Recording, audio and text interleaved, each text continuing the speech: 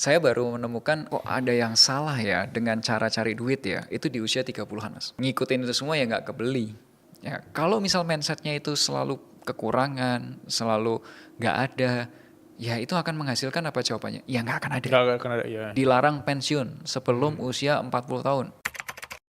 Halo semuanya, kembali lagi di podcast Suara Berkelas di episode ke-14.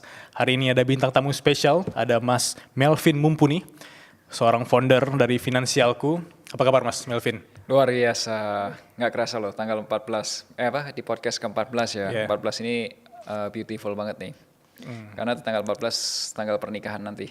Oh gitu, wah luar biasa, Everything 14 ya. congratulations Mas Melvin. Thank you. Oke, dan hari ini karena ini orang finansial, kita bakal spesifik bahas tentang finansial, tentang Oke. keuangan, terutama untuk anak-anak Gen Z, anak 20-an. Anak 20-an. Dan menurut aku tuh relate banget sama kita semua, jadi kalian bisa siapin catatan, notes, untuk kita belajar bareng hari ini Mas.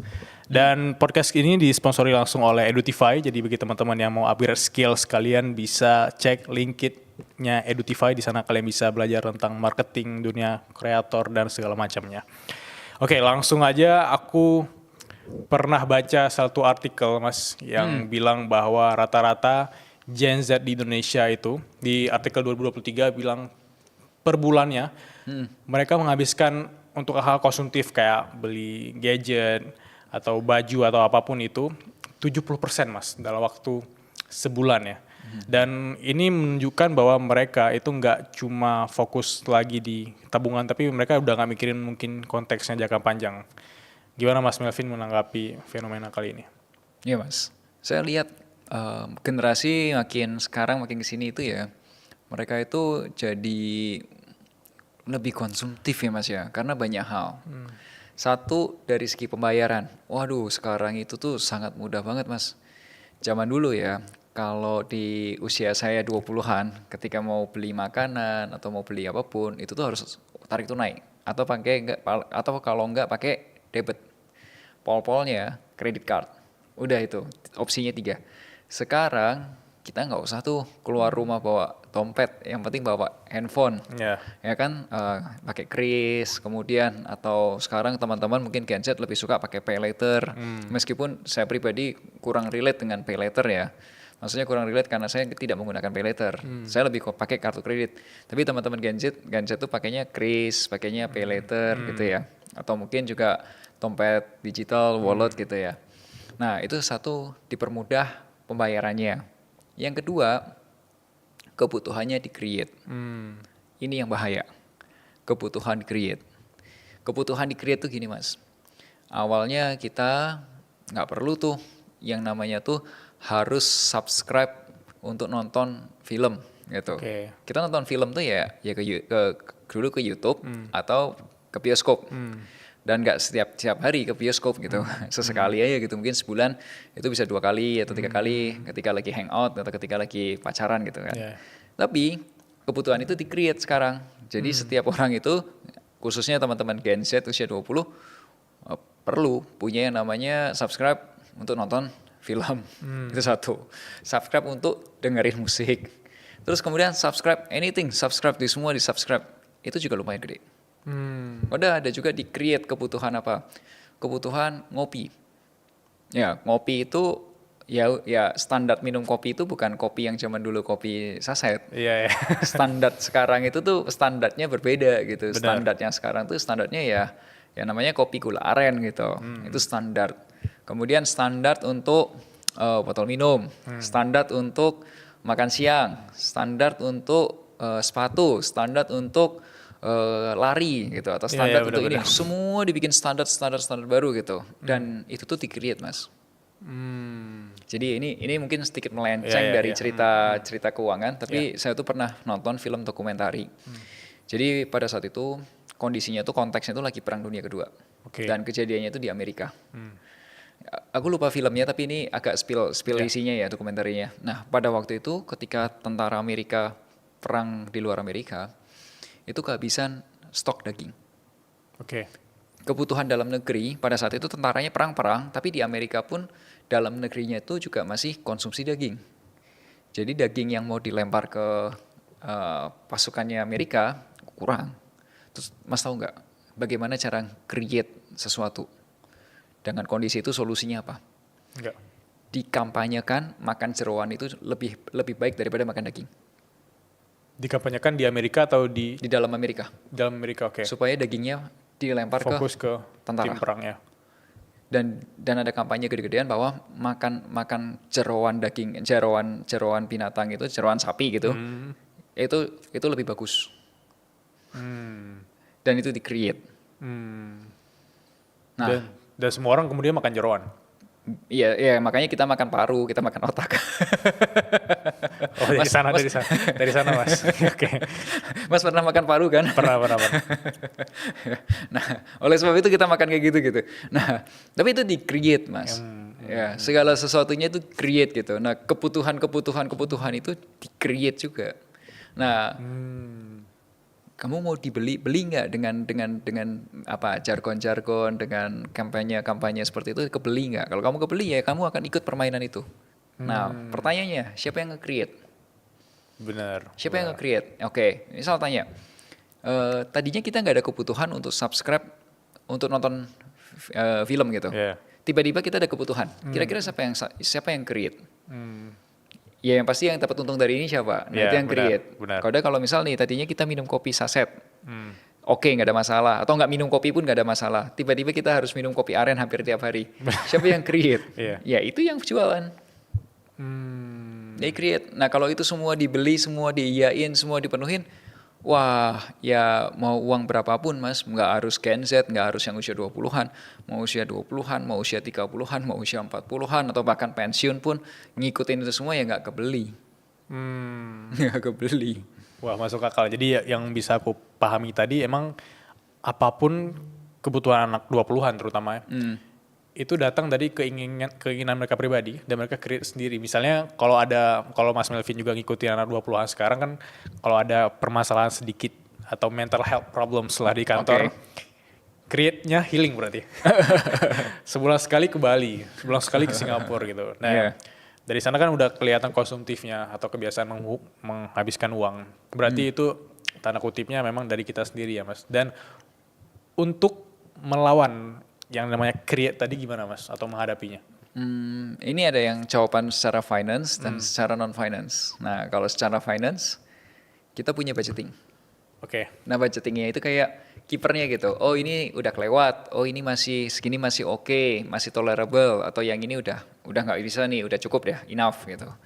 Tapi secara non-finance-nya, ini juga Mas, ini satu hal yang menurut saya sebagai perencana keuangan saya baru memahami, oh ternyata keuangan itu tidak ngomongin uang gitu, tapi ngomongin manusia.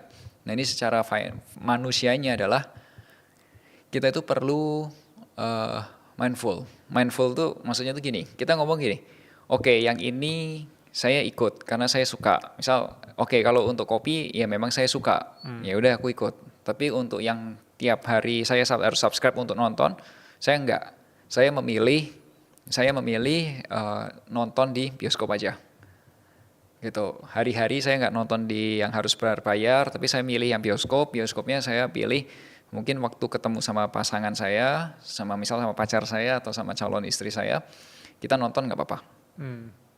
Itu namanya kita memprioritaskan gitu. Karena kita punya hak. Jadi kita itu bukan yang diatur, tapi kita mengatur. Kalau diatur tuh semua orang subscribe untuk nonton TV, nonton video, kita ikutan. Benar. Semua subscribe untuk apalagi musik, kita ikutan. Semua ganti botol minum, kita ikutan. Kita ngikut terus gitu. Tapi kalau ini namanya kita mengatur. Aku maunya ini karena yang ini. Saya maunya yang ini karena yang ini. Gitu. Atau aturan kayak semua orang harus pakai masker ya karena kita lagi ada problem di pandemi misalnya. Jadi itu make sense ya. Itu masih make sense. Ya, itu masih make sense. Jadi kita punya kuasa atas dirinya kita gitu, milit gitu. Tapi kalau finansialnya kita udah punya budget. Tapi kalau non finance-nya adalah kita memutuskan yang kita mau ambil itu apa, kita yang putuskan. Jadi kita mindful sama keputusan-keputusan kita. I see. Nah dari sisi anak 20-an yang ngerasa mereka itu kayak susah banget nih menghasilkan uang ya. Mereka tuh mikirnya bahwa hasilin duit, terus nabung, bisa kaya gitu. Itu mungkin salah satu mindset yang dulu aku pernah ngalamin juga. Dari sisi Mas Melvin ya sendiri yang udah melek di finansial, kira-kira gimana cara kita ngasilin duit dan bisa mencapai tujuan finansial ya? Oke, sebelum cara menghasilkan duit ya Mas ya, mungkin kita juga punya pengalaman yang sama, tapi kita menemukan dengan cara berbeda. Oke. Saya baru menemukan kok ada yang salah ya dengan cara cari duit ya, itu di usia 30-an Mas, pada saat COVID. Dan at that time, gue adalah seorang perencana keuangan, tapi baru sadar, oh ternyata salah nih, it's a big problem. Saya menggali sampai akhirnya saya cari tahu sebenarnya masalahnya itu di mana.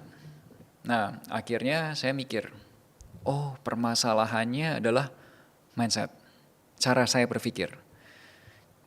Mas Bilal ya, kalau waktu kecil pernah nggak dapat nasihat dari orang tua kayak gini? Mas, kalau punya uang jajan, jangan dihabisin, dihemat-hemat, ditabung. Karena cari uang itu susah. Pernah dapat nasihat itu nggak? Iya, pernah. Dan lingkungannya juga nggak cuma orang tua gitu loh. Ya, dan itu diulang kan? Benar. Dari SD, SMP, SMA diulang terus. Nah, ketika itu diulang, itu nggak tahu, itu statement itu benar atau salah, nggak ada yang tahu. Tapi statement itu diulang terus. Dan secara naluri, ketika statement itu diulang terus, masuk ke alam bawah sadar kita. Dan alam bawah sadar kita agree kalau cari uang itu susah, karena message itu berulang-ulang terus. Nah, alhasil ketika kita sudah cukup dewasa, kita mau kerja, kita mulai cari uang, yang ada di otak kita, cari uang itu sudah susah. Jadi sebelum kita cari uangnya beneran, kita belum tahu nih, emang sesusah apa gitu. Tapi di pikiran kita sudah mengatakan itu susah. Dan alhasil, ketika kita di pikiran sudah ngomong susah, outputnya, hasilnya juga akan susah. Ya. Nah waktu itu saya nyadar, oh ternyata ini nih masalahnya orang tua zaman dulu mungkin mereka nggak bermaksud seperti itu, tapi mungkin at that time ya podcast gini belum ada, pemikiran dalam belum ada gitu. It's okay, aku wajar. Tapi sekarang kita tahu kan, oh ternyata problemnya itu. Nah statement itu harus saya perbaikin. Tapi kalau misal saya perbaikin, saya bilang cari uang itu gampang, nyerang kan. You believe that? Nggak believe kan? Nggak akan believe. Ya. Nah faktanya adalah cari uang itu sulit kalau nggak ngerti caranya. Cari uang itu sulit kalau nggak ngerti caranya. Ya. Karena apa? Coba kita lihat, bandingin antara teman-teman kita yang sukses secara finansial dan yang nggak sukses secara finansial. Coba lihat cara mereka menghasilkan uang. Orang-orang yang lebih sukses menghasilkan uang, rata-rata mereka tahu caranya. Mereka tahu caranya. Dengan caranya masing-masing. Ada yang bikin konten atau produk digital, ada yang dagang makanan, ada yang macam-macam. Tapi mereka tahu caranya gitu. Even kalau saya tanya ke Mas Bilal, Mas gimana sih cara bikin atau create uang dari produk digital gitu? Mas tahu caranya kan? Yes, karena tahu caranya. Nah yang merasa sulit karena belum tahu caranya. Oke, so kalau kayak gitu, kalau belum tahu caranya, gimana biar supaya tahu caranya? Ya nanya sama yang sudah ngerti caranya, sesimpel itu aja kan. Kayak misal dulu waktu kita kecil, dikasih tahu 2 kali 5 sama dengan 10. Kita nggak ngerti kan 2 kali 5 berapa. Gimana cara tahu jawabannya? Ya tanya sama gurunya, karena gurunya udah tahu. Gitu. Sesimpel itu. Jadi statementnya dibenerin dulu. Cari uang itu sulit, itu bukan titik, koma.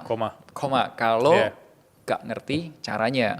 Nah tugasnya sekarang kita cari tahu caranya. Gitu. Nah kalau cari uang sendiri, penghasilan itu tuh kalau saya pelajarin lebih dalam lagi, dari mana sih sumber penghasilan kita gitu. Benar. Itu tuh saya lihat ada 3 nih. Nah 3 ini adalah gini. 1, kitanya yang kerja. Itu active income. Kalau boleh digambarin itu kayak kasir Indomaret. Jadi ya dia yang kerja, dia yang melayani customer gitu. Itu kitanya yang kerja. Itu active income. Nah yang kedua ada juga sebagai yang namanya investment income. Uangnya yang kerja, bukan kitanya lagi, tapi uangnya yang kerja. Uangnya kerja ini contohnya kalau kita punya sahamnya atau kepemilikan dari perusahaan Indomaret. Kan kalau Indomaret kan PT Indomaret apa gitu kan, ada nama PT-nya kan, ada nama perusahaannya. Nah, kita yang punya perusahaannya atau kita punya kepemilikan sahamnya gitu. Sahamnya itu adalah pemilikan perusahaan. Itu kalau di Bursa Efek Indonesia, kode sahamnya itu Delta huruf D net, DNet. DNet. Ya, itu sahamnya Indomaret gitu. Itu kita owning the company. Nah, yang ketiga, ketika kita punya lahan kosong, kita beli waralabanya. Beli franchise-nya. Nah, kalau kita beli franchise-nya itu namanya passive income. Karena asetnya yang kerja buat kita. Benar.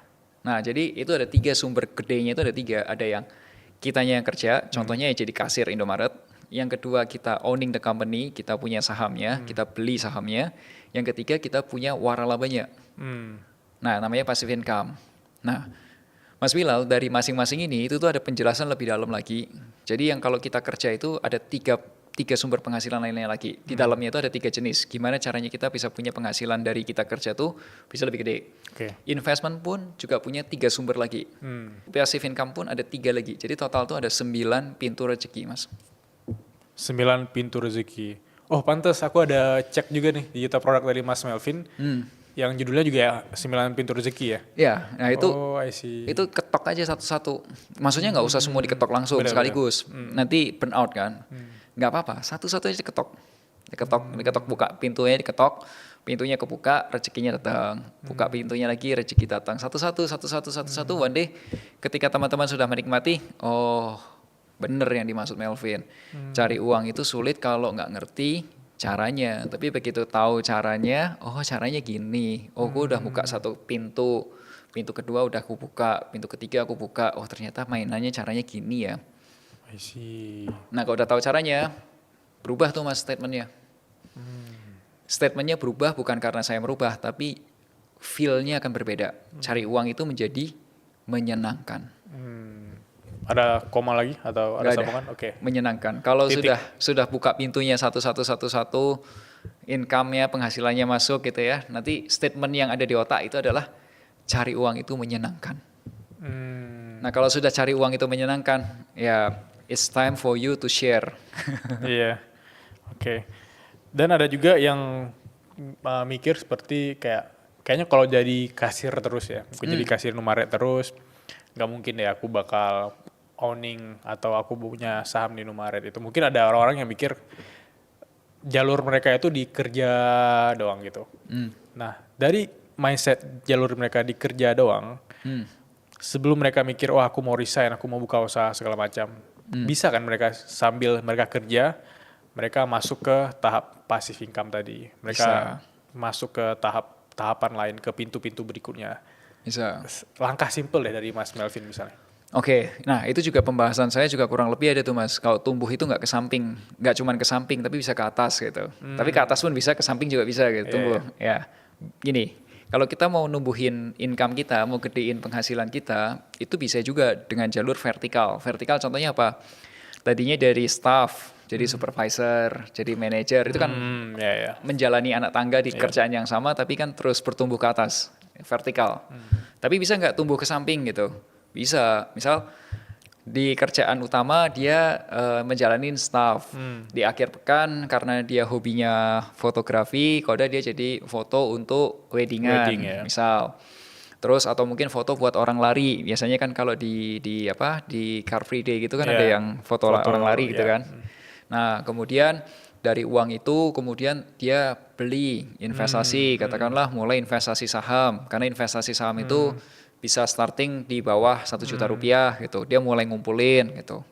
Nah begitu uangnya dikumpulin, katakanlah dia ikut atau datang ke pameran waralaba. Di Jakarta tuh ada banyak Mas pameran waralaba. Bahkan setauku di akhir minggu ini pun ada. Nah datang ke sana lihat-lihat ada opportunity apa nih yang bisa dibeli. Mungkin ada yang jual bakso atau yang jual apa. Kita punya gerobak bakso atau punya gerobak gorengan lah dan lain sebagainya. Nah itu tumbuh ke samping tuh Mas. Pintunya mulai dibukain tuh kanan. Gitu. Dan dari tumbuh ke samping nggak menutup kemungkinan itu bakal jadi pintu utama. Bisa. Iya kan? Karena banyak orang kemudian resign ketika mereka udah ketemu nih Iya. itu utama, mereka udah tahu nih cara ngasilin duit seperti apa, mereka udah dapat menyenangkannya kayak Iya, Mas Melvin. menyenangkannya itu. Iya, Iya. oke.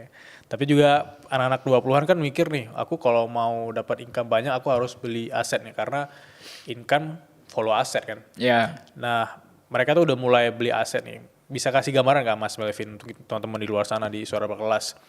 Aset yang seksi ya, aset yang bahkan kita punya modal minim, terutama anak-anak 20-an gitu. Kira-kira apa? gini, definisi aset dulu. Aset itu adalah segala sesuatu yang kelihatan nggak kelihatan, tapi bisa menghasilkan pemasukan. Itu definisi simpel aja deh Iya. gitu. Kalau definisi accounting beda, tapi ini definisi yang sesimpel itu. Sesimpel itu. Contoh kelihatan tapi menghasilkan uang. Nah, contohnya apa? Misal kita sewain kamera kita atau punya ruangan rumah, kalau kita sewain kamarnya di Airbnb Airbnb, gitu ya. contohnya. Itu sesimpel kelihatan menghasilkan uang. Menghasilkan uang, benar. Nah, yang nggak kelihatan tapi menghasilkan uang, Mas. Selain pelihara tuyul. Contohnya apa? Yang nggak kelihatan, saya menghasilkan uang. Ya, selain pelihara tuyul. Digital produk mungkin? Digital product, ya. Ternyata kita punya produk digital, kemudian mungkin Mas menggunakan iklan di Google atau iklan di Facebook atau di Meta mungkin ya. Kemudian terjadi penjualan terus. Itu juga sesuatu yang nggak kelihatan tapi menghasilkan gitu. Kemudian kita punya royalti atau hak atau apapun itu kita dapat uang lagi gitu. Bahkan Mas Bilal tahu nggak ada atlet yang sepanjang karirnya tuh uangnya gede banget. Tapi ketika pensiun jauh lebih gede dibanding dia kerja. Tahu nggak siapa? David Beckham? Ada yang lebih gede lagi dari David Beckham. Aku tebak sepak bola atau bukan? Bukan, Tiger Woods? basket. O'Neal? Punya sneakers. Air Jordan. Oh, I see. Air Jordan. Air Jordan itu kan brand itu kan melekat ke Michael Jordan. Jordan ya. Ya, Michael Jordan itu pada zamannya di tahun itu Chicago Bulls itu sepanjang karirnya si Michael Jordan itu gila-gilaan. Even teman-teman kalau misal cek di tempatnya internet ya penghasilan beliau ya si Michael Jordan itu ketika jadi basket itu udah gede banget. Iya. Tapi begitu dia pensiun jauh lebih gede lagi gitu. Dan sampai sekarang kalau teman-teman lihat di toko-toko sneakers masih lihat Masih ya. ada ya Jordan ya. Air Jordan masih lihat dan itu salah satu yang favorite kan. Gitu. Aku bayang tadi bakal bahas nama seorang jadi satu produk yang sangat-sangat terkenal ya. Ya itu kan nggak kelihatan. Benar. Tapi itu ada royalti di situ yang gede banget uangnya. Itu lifetime ya? Atau bahkan sampai dia meninggal atau? Setahu saya lifetime. Wow. Lifetime contract. Ya gitu. Ya mungkin nextnya ada Stephen Curry mungkin. Ngikutin basket banget. Kalau aku lebih ke bola sih. Oh gitu ya, bola ya. Ya. Aku rasa juga kayak Beckham, kayak Ronaldo itu orang-orang yang mungkin ketika mereka pensiun, itu di dunia modeling ya, di dunia brand ambassador, mereka tuh juga benar-benar asetnya tuh sangat-sangat luar biasa. Luar biasa. Ya itu. Nah itu benar kalau tadi tanya apakah build the assets, ya build assets dulu. Ya. Even gini, kalau definisinya segala sesuatu yang menghasilkan pemasukan, berarti kalau perusahaan punya karyawan, berarti karyawannya aset dong. Ya, kalau karyawannya menghasilkan pemasukan buat perusahaan, itu aset. Tapi kalau karyawannya nggak bisa menghasilkan pemasukan atau misal nggak bisa membantu menghemat, tapi jadi beban, ya itu liability. Oh iya, oke. Ya kalau misal teman-teman nonton di tempatnya film-film perang gitu, action movie, kan orang-orang biasa tentara-tentara tuh dilatih kencang dibilangin kan kamu jangan jadi liability buat timmu gitu ya kamu jangan membebani ke timmu gitu ya. Nah itu itu satu itu contoh aset. Ada nggak aset yang lain lagi? Misal ya kita punya apa, misal kita punya kenalan tuh aset nggak? Aset. Relasi yang baik, silaturahmi yang baik itu aset yang dibangun. Kemudian kayak apalagi aset kameranya bisa disewa, kamera pun ada loh.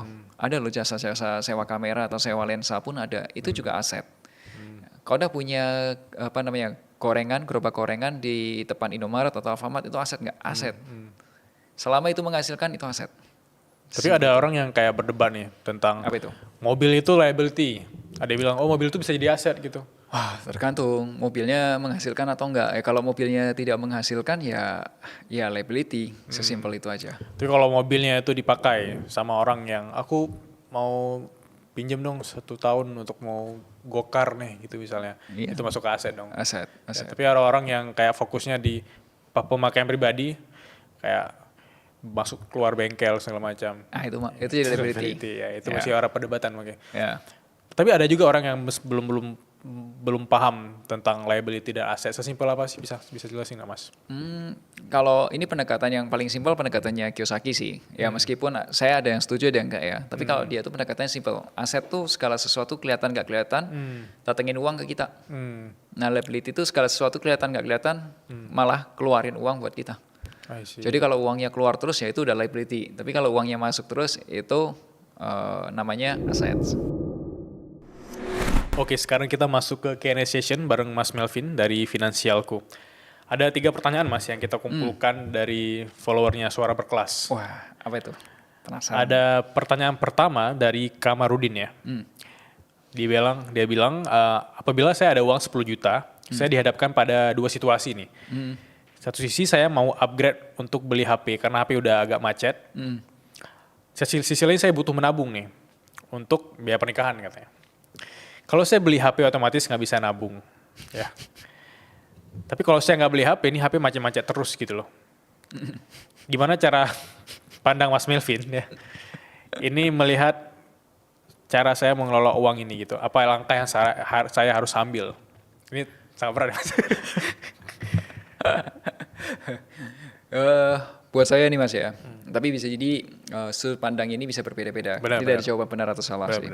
Ini sudut pandang saya pribadi. Yang urgent dan important kalau menurut saya sih kasus ini handphone ya. Handphone ya. Iya. Macam-macam kan. Iya.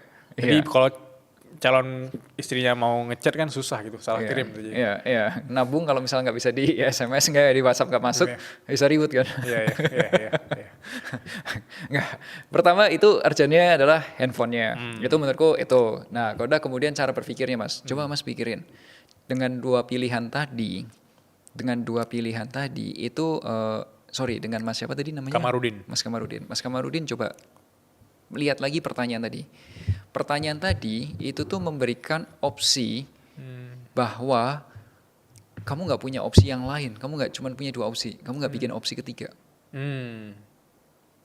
Kamu nggak bikin opsi ketiga. Padahal ini Mas ya, saya juga ceritain satu mindset yang penting banget. Mungkin teman-teman bisa nonton lebih detail di kelasnya yang 9 pintu rezeki itu Mas. 9 pintu rezeki. Ya. Bisa cek di linknya Finansialku. Ya, itu tuh ada satu mindset yang sangat-sangat penting, yaitu namanya abundance mentality. Abundance mentality, oke. Abundance mentality, pernah dengar belum Mas? Belum. Jadi gini Mas, abundance mentality itu pertama kali saya tahu dari bukunya Stephen Covey, Seven Habits. Nah, di situ tuh dijelasin bahwa segala sesuatunya itu tercipta itu berlimpah Mas. Kita tuh punya mindset segala sesuatunya itu berlimpah. Berlimpah artinya apa? Bayangkan ya Mas ya. Mas lagi main ke tempatnya pantai, ada air tuh, lihat air. Nah terus Mas misal main air pakai ember, ember warna merah, ya kan? Mas ambil airnya dari embernya, diambil air, set, buang ke tempat yang kering, 1 ember, set 2 ember, set 3 ember. Di ember keberapa? Air itu jadi kering.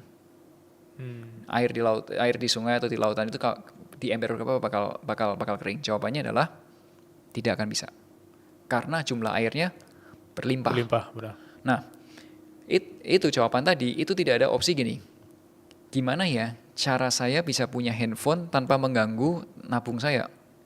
Atau gimana cara saya bisa punya handphone tapi tetap masih bisa nabung? Kenapa nggak bikin opsi ketiga? Kenapa batasin kalau ini nggak bisa, ini maka ini nggak bisa, ini. Kenapa nggak bikin yang ketiga?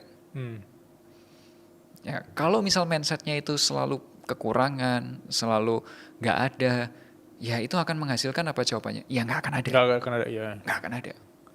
Nggak akan ada. Tapi kalau kita kita menggunakan pertanyaan, gimana ya caranya supaya titik-titik yang ada di mindset kita, kalau kita nanyanya gimana caranya, kecenderungan kita akan adalah berpikir, gimana ya, kalau bahasa Jawa, kayak orang Surabaya, reopo yo, gitu kan, mau ngapain gitu, mau bikin apa gitu, apa ya, oh ada nggak ya kerjaan freelance yang bisa gue kerjain deh. Paling nggak untuk nutup tabungan dulu deh. Kalau ini uang aslinya untuk beli handphone, tapi yang kerjaan freelance nih gue pakai buat nabung deh. Itu kan opsi ketiga. Nah, ini pun sekali lagi itu nggak ada masalah Mas, karena di usia 20 saya juga pertanyaan sama seperti itu. Tapi saya sekarang ada di posisi yang saya mencoba mempelajari bahwa selalu ada opsi ketiga, selalu ada opsi keempat, create any option, ya kita bisa gitu. Gitu Mas. Tapi salah satu opsi tadi itu bisa jadi pertanyaan yang kemudian menghasilkan solusi kan. Bukan Betul. pertanyaan ketemu pertanyaan pertanyaan stuck gitu. Gimana caranya aku bisa freelance atau aku bisa bikin digital product atau aku bisa belajar dulu di ilmu keuangan untuk bisa ngasilin pendapatan untuk beli handphone mungkin ya. Yeah. Itu biaya nikah. Yeah. Oke, itu make sense. Dan anyway, secara tanpa sadar, kalau boleh sedikit aku ralat, itu tadi Kamarudin itu tuh sebenarnya sudah berusaha menciptakan opsi ketiga dengan cara bertanya ke Mas. Oh ya. Dia sudah menciptakan gitu, sudah berusaha menciptakan, tapi mungkin nggak disadari aja dia menciptakan jalan ketiga dengan cara bertanya. Kalau dengan cara bertanya, dia berarti sudah mulai nyari masih ada lagi nggak ya, atau gimana caranya gitu. Dan terus kemudian lewat saya, messengernya, saya sampaikan ada opsi ketiga. Ada opsi ketiga, benar. Dia harus nonton podcast ini sih, ntar aku cari tahu nih orangnya. Oke. Ya. Oke, aku suka banget sama gambaran dari Mas Melvin tadi, itu make sense. Oke, kita masuk ke pertanyaan kedua ya. Ini dari Aidil Irfanur, dia tanya bahwa, Mas, kapan ya waktu yang tepat untuk memikirkan dana pensiun? Dan apa saja yang harus saya persiapkan nih? Kebetulan usia saya sudah di ujung 20 tahun. Di ujung 20 tahun, aman Mas. Berarti 29 kali ya? 28. Mas pernah kepikiran gak sih Mas? Usia pensiun di Indonesia kan usia 56 tahun. Iya. Tapi kalau orang bule Amerika, kenapa kok pensiunnya di usia 60? Atau 65? Kemudian kalau orang Singapura, kenapa kok usianya pensiunnya nggak di 56? Bahkan kalau Mas pernah pergi ke yang kayak Changi Airport, orang tua-tua masih kerja kan? Iya, benar. Iya kan, itu udah jelas di atas 56 kan? Udah sure gitu, mau yang cewek atau mau cowok yang walaupun sudah tua pun masih kerja kan? Ke Malaysia, waktu makan kayak nasi kandar dan lain sebagainya, itu orang tua-tua semua kan? Benar-benar. Iya kan? Terus kemudian kalau di tempat-tempat lain, di negara-negara lain, usianya juga pensiunnya nggak harus 56. Nah pertanyaannya, kenapa? Kenapa kok usia itu pensiun harus 56? Kenapa harus 60? Kenapa harus 65? Boleh nggak pensiun itu di usia yang lebih muda? Ada nggak larangan dilarang pensiun sebelum usia 40 tahun? Ada nggak sih Mas? Nggak ada. Tapi kalau mau calonkan presiden atau gubernur mungkin ada ya. Tapi kalau ini nggak ada. Jadi nggak perlu dirubah ya? Iya, nggak perlu dirubah. Jadi sebenarnya batas usia pensiun seberapa itu yang ngatur siapa? Pemerintah untuk orang-orang normal ini. Tapi kalau misal kita pengen pensiun lebih awal boleh nggak? Boleh. Mau pensiun lebih lama boleh nggak? Boleh. Itu satu. Yang kedua, ketika pensiun maunya pensiun kaya, pensiun normal, atau pensiun bergantung sama anak. Itu yang milih siapa? Kita sendiri kan. Kita yang boleh menentukan kan. Ada banyak pilihan gitu. So, kalau kita tanya kapan waktu yang tepat? Tergantung dua. Satu, kamu mau pensiun di usia berapa? Terus kalau udah nanti lifestyle-nya ketika kamu pensiun itu seperti apa? Nah, di bulan ini ya, bulan Agustus, bulan lalu, awal bulan ini banget, ya tanggal 2 atau tanggal 3 seingatku, itu kita di Finansialku tuh bikin webinar tentang persiapan pensiun. Kita mengubah cara pandang bahwa pensiun tuh harus di usia 56. Nah, menurutku pensiun itu bisa di usia berapapun, asalkan satu, kamu sudah siap dengan uangnya. Yeah. Setidaknya definisi pensiun itu kan berbeda-beda buat banyak orang. Ada yang berpikir pensiun itu nggak kerja sama sekali. Tapi ada juga orang yang pensiun itu gini, gue tetap mau kerja, gue mau mengaktualisasikan diri, kalau kata istilah hierarki Maslow gitu ya, tetap mengaktualisasi diri. Tapi gue kerja karena gue pengen, bukan karena gue harus atau butuh gitu. Kalau nggak kerja nggak makan gitu. Nah, definisi pensiunnya terserah, lifestyle-nya terserah. Nah, sekarang kalau misal kita pengen definisi pensiun kita adalah gue pensiun tuh tetap pengen berkarya, gue pengen masih tetap bikin podcast, tetap bikin video, tapi gue nggak harus kayak gini untuk hidup gitu. Kalau nggak nge-podcast, katakanlah dapur nggak jalan gitu. Nggak harus gitu. Ya nggak. Ya berarti kalau gitu berapa uang yang harus disiapkan untuk bisa seperti itu? 1 M cukup nggak? 2 M cukup nggak? Supaya dapur ngebul tanpa kamu harus kerja gitu. Atau 3 M cukup nggak? Nah, kalau memang ternyata butuhnya cukupnya katakanlah 5 M, misal cukupnya 5 M. Oke. Sekarang gimana jalanmu untuk menuju 5 M? Apa yang masih bisa kamu lakukan? Income-mu bisa nambah seberapa? Uangmu bisa kerja, kamunya sendiri bisa nambah pemasukan seberapa banyak? Uangmu bisa bekerja menghasilkan berapa banyak? Kalau asetmu bisa bekerja menghasilkan berapa banyak? Kamu strategi investasinya gimana? Dan lain sebagainya. Untuk ngejar angka itu. Nah, itu konsep pensiun. Nah, satu hal lagi teman-teman. Biasanya orang-orang tuh ketika bicara pensiun ya Mas ya, itu selalu mikirnya victim. Victim tuh apa? Victim tuh gini, ini orang tuaku nggak nyiapin pensiun jadinya nyusahin aku. Berpikirnya gitu kan. Iya. Mostly kan. Rata-rata. Ya, tapi pernah kepikir nggak teman-teman? Kalau one day, amit-amit ya, one day kamu yang ada di posisi sebagai orang tua dan karena satu lain hal, ternyata kamu nggak nyiapin pensiunmu dan kamu yang bergantung sama anak. Apa yang kamu rasain? Apa yang kira-kira akan kamu rasakan itu seperti apa? Kamu pernah ngemikirin itu enggak? Jadi ketika orang tua ngomong ke anak, aku tolong papi mami ditransferin, papi mami tolong dibantu gitu. Kamu pernah ngerasain enggak? Atau pernah mikirin enggak? Rasanya mereka itu seperti apa? Ya, kamu mikirnya kan anak nggak suka kan gituin kan? Iya. Tapi kamu mikirin nggak kalau ketika dia waktu ngomong itu orang tuamu ngomong tuh apa yang dirasain mereka? Nah itu, coba deh pikirin karena di setiap kali in-house training gitu, ketika kami di Finansialku diminta untuk ngisi masa persiapan pensiun, satu hal yang aku tanyain kepada mereka, what do you feel? What do you feel? Kalau kamu harus minta one day amit-amit ya, kamu ngomong sama anakmu, tolong dong transferin Kak, tolong dong transferin ke papi gitu. Papi lagi butuh. Nah, coba kamu pikirkan gitu. Gitu. Dan video ini aku rasa coba kalau boleh share juga ke orang tuanya. Orang tua ya. Ya, jadi supaya orang tua tahu what do you feel-nya itu coba rasain. Gitu. Dan kalau kamu merasa nyaman, it's okay, it's yours. Tapi kalau kamu merasa ini nggak nyaman, berarti dari dalam hatimu kamu merasa itu nggak cocok dengan value-mu.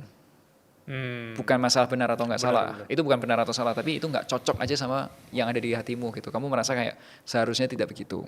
Gitu. Ya kalau kamu udah ngerti seharusnya tidak begitu, you have to act, langsung bergerak. Gitu. Ya kalau nggak ngerti tanya. Gitu. Tapi kalau dari tambahan pertanyaan aku, dari sisi orang-orang pensiun ya, mungkin orang lihat karena dia terikat sama pekerjaan, jadi ada fase pensiunnya, apalagi kalau kerja sama pemerintah ya, PNS atau di perusahaan gitu. Tapi kalau businessman ya, atau orang freelancer yang benar-benar hanya pada diri mereka sendiri, mereka adalah niche mereka sendiri, itu pensiunnya kan mereka yang tentukan gitu. Betul. Dan ngomongin pensiun yang mereka tentukan, berarti mereka udah ada target nih, aku financial freedom di berapa gitu. Kalau dari sisi Mas Melvi ngelihat financial freedom di angka berapa, boleh tahu nggak? Kalau itu sebenarnya dari perhitungannya Mas, ada macam-macam perhitungan. Nah kemarin itu kita coba hitung undur ya. Kalau kita menggunakan FIRE, Financial Independence Retire Early, pakai aturannya mereka, wah nggak ketemu Mas, berat. Nah yang paling gampang itu, yang paling make sense itu namanya tuh secara teknis finance ya. Ini ilmu finance itu namanya formulanya adalah present value of growing perpetuity. Itu menurutku itu yang lebih fair. Tapi kalau simpelnya apa? Simpelnya pergi aja di websitenya Finansialku, scroll paling bawah itu tuh ada kalkulator namanya kalkulator kebebasan keuangan. Oh, cool. Tinggal pakai aja. Itu penerapan rumusnya. Kalau tanya itu rumus hitungannya apa? Yaitu rumusnya yang dipakai adalah present value of growing perpetuity. Wah, aku mau pakai ntar aku. Wah, ini sangat-sangat insightful sih. Ternyata permasalahan atau apa yang ingin aku tanyakan langsung ada solusinya. Bisa ke Finansialku ya tadi. Ya, finansialku.com itu pakai Indonesia ya. Finansialkunya kata-kata bahasa ya huruf S pakai kata-kata Indonesia Finansialku. Scroll aja ke bawah, itu gratis kok. Oh, I see. Nah gitu guys, langsung kan dapat jawaban dari kalian. Oke, pertanyaan ke terakhir ya Mas ya berarti. Dari siapa nih? Ismalia, dia nanya, ngomongin generasi sandwich Mas, bagaimana caranya aku mempersiapkan keuangan untuk diri sendiri tanpa mengabaikan tanggung jawab kepada orang tua dan anak. Wah ini ngomongin generasi sandwich. Generasi Kalau sandwich. kalau boleh tahu Mas Melvin di generasi sandwich atau? Ya, puji Tuhan nggak. Orang tua saya mereka menyiapkan, mereka berbisnis dan sekarang ya memang jujur aja orang tua lebih kaya lah. Ya, jadi mereka lebih kuat secara finansial. Nah, tapi permasalahan generasi sandwich itu tahu nggak sih masalahnya apa? Nah, masalahnya gini. Coba Mas bayangin ya. Generasi sandwich itu kan definisikan orang yang harus membiayai kedua orang tuanya Dan keluarga di bawahnya atau adiknya gitu ya. Coba Mas, kalau misal baru kerja, lulus kuliah, kerja Jakarta, income UMR Jakarta, katakan berapa sih 4,5 atau 5 juta gitu ya. Ya benar. Kalau udah harus menghidupi dua orang tua, papa mama sama satu adik, berat nggak? Dua orang tua sama satu aja udah berat di UMR ya. Berat ya. Nah kalau misal single penghasilannya katakanlah aku kasih ekstrim 100 juta, biayain dua orang tua sama satu adik, berat nggak? Kayak enggak deh. Nggak. Berarti the problem apa? Iya, di pendapatan. Pendapatan. Oke. Bedanya di situ. Nah, gimana caranya supaya berarti kalau sebenarnya sandwich generation nggak ada masalah kalau income-nya gede. Dan itu malah happy kan. Nah, itu akan jadi masalah kalau income-nya kecil. Berarti the problem is income. Ya. Seorang generasi sandwich itu tuh ibaratnya itu meja kafe, tapi meja kafenya itu meja lingkaran yang kakinya cuma satu. Pernah lihat nggak? Ya, benar. Pernah kan? Pernah. Jadi semua beban di atas meja itu cuma ditopang dari satu kaki. Satu kakinya itu adalah gaji UMR Gaji dia. UMR dia, oke. Satu itu. Makanya kelihatan berat. Bisa nggak? Bisa, tapi berat. Bisa, ya. Tapi kadang kalau kita taruh makanan atau minuman banyak itu kayak bisa goyang-goyang. Mas. Ya. Ya. Nah, tapi kalau misal beban yang sama kita taruh di meja yang kakinya 4, bukan 1, lebih ringan nggak? Benar. Lebih kuat kan? Lebih kuat. Oh, oke.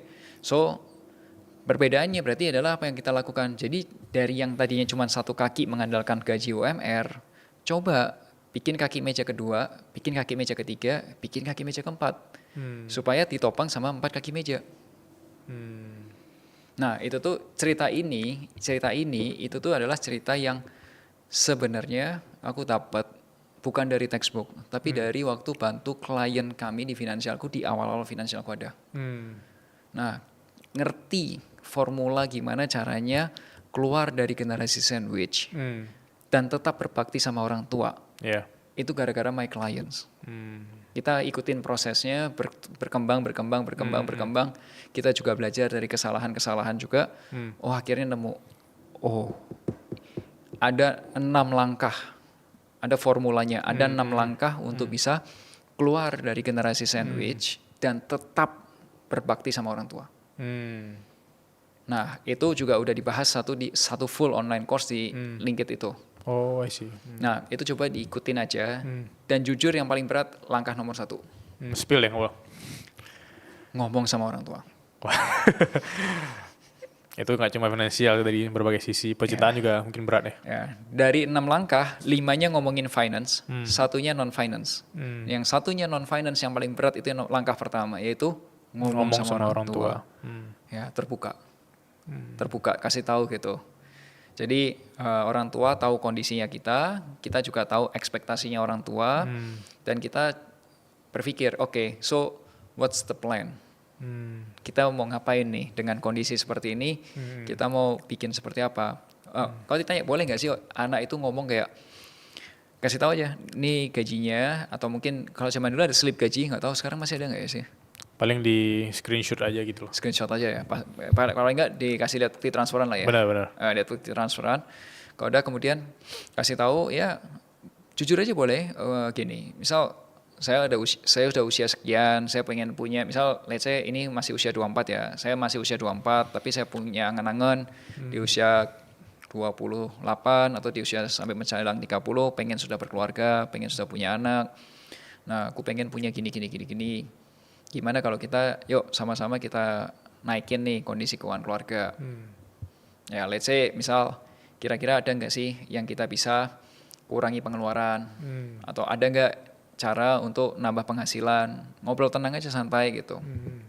Ya aku tahu nggak semua orang tua Terbuka gitu ya, open minded. ya, tapi at least coba. At least coba. Nah kalau misal belum dikasih tahu, it's okay, nggak apa-apa.